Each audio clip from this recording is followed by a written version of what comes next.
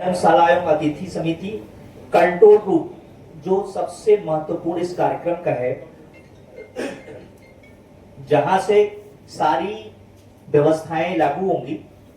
Control room की व्यवस्था के साथ साथ चिकित्सा एवं स्वास्थ्य समिति हम लोगों ने माननीय मुख्यमंत्री जी से, अपने अध्यक्ष जी ने माननीय मुख्यमंत्री जी से निवेदन भी किया कि चूंकि गर्मी का समय है, पहले कार्यक्रम 7 मार्च से था, अब कार्यक्रम 20 अप्रैल से शुरू हो रहा है। गर्मी के कारण लाखों भक्तगण आएंगे। व्यवस्था हम लोगों ने पूरी करा रखी है। हाल को ढकने की, जलपान की, पानी की पूरी व्यवस्था करा रखी है। लेकिन फिर भी यदि कोई दिक्कत या अनहोनी होती है, उसके लिए 50 बेड का एक हॉस्पिटल अपने सीएमओ साहब ने तय कर दिया है कि वहां पर एक जगह देख के वहां पर हॉस्पिटल भी बनाएंगे। उसके बाद हम लोग आते हैं प्रचार।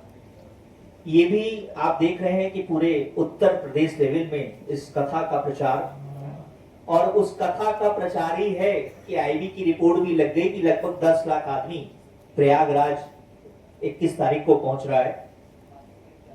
आपदा प्रबंधन समिति, क्योंकि कार्यक्रम बड़ा है, इसके लिए फायर ब्रिगेड और एम्बुलेंस की व्यवस्था ये रहेगी।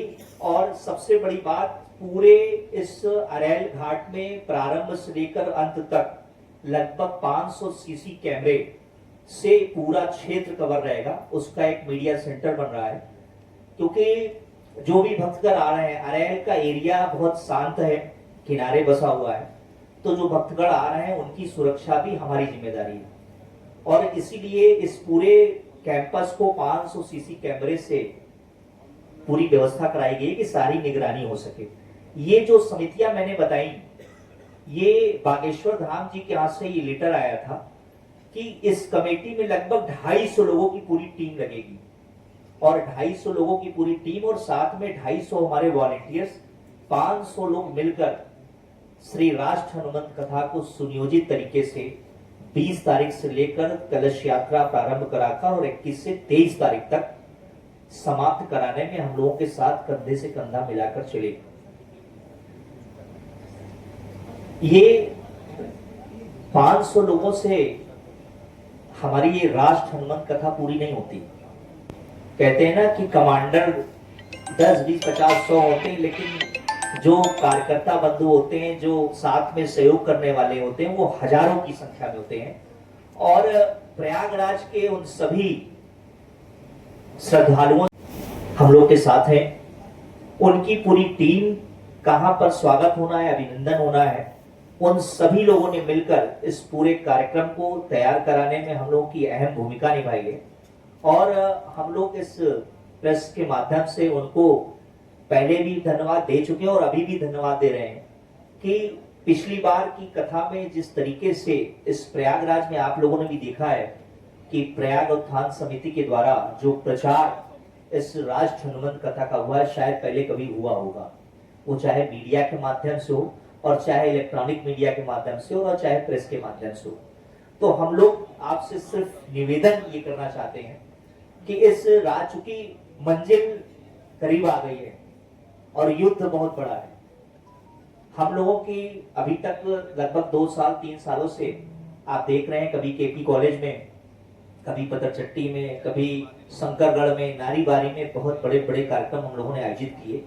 लगभग 20 से 25 हजार लोग केपी कॉलेज में कार्यक्रम में हम लोग के साथ बैठे। लेकिन पहले मामला हजारों में था, अब मामला लाखों में आ गया है। तो इसलिए आज मेन प्रेस वार्ता हम लोगों की सिर्फ इसीलिए आयोजित हुई है कि जन जन तक आपके माध्यम से हम लोगों का ये पैगाम जरूर पहुंच जाए। इस राष्ट्र हनुमंत कथा को सुनियोजित तरीके से संपन्न कराने में आप सभी लोगों का विशेष योगदान हम लोगों को चाहिए।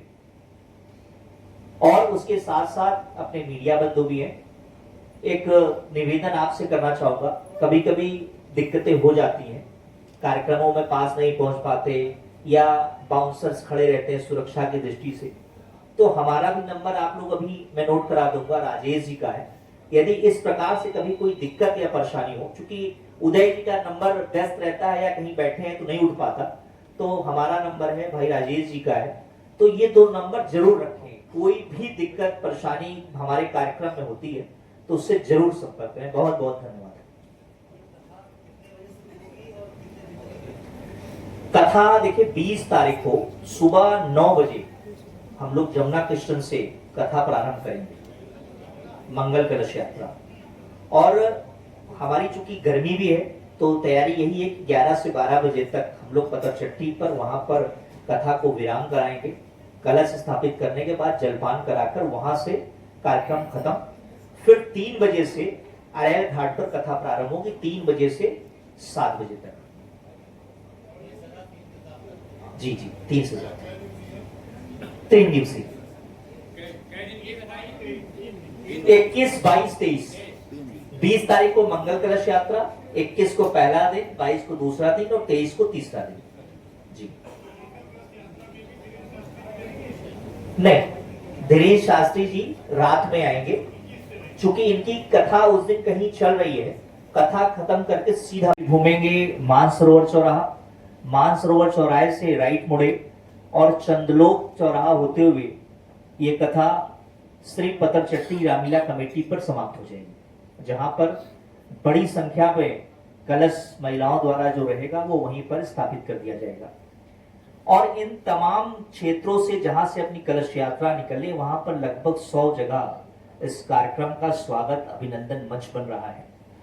चूंकि प्रयागराज में पहली बार धीरेन्द्र शास्त्री जी इस प्रयागराज की गलियों से काफिले के साथ उनका आगमन भी होना है, तो इसीलिए ये तय हुआ कि क्यों ना, चूंकि कलश यात्रा में बागेश्वर धाम जी की पीठ भी चलेगी रथ पर, और उस पीठ का दर्शन करने के लिए हजारों भक्त भी शामिल होंगे। और उस पूरी कलश यात्रा को और बागेश्वर धाम जी की कथा को सुनियोजित तरीके से संपन्न कराने के लिए अपनी एक कमेटियां महाराज जी की तरफ से आई हैं, वो मैं आपके सामने प्रस्तुत कर दे रहा हूं। कोर कमेटी की एक समिति बनी है जिसमें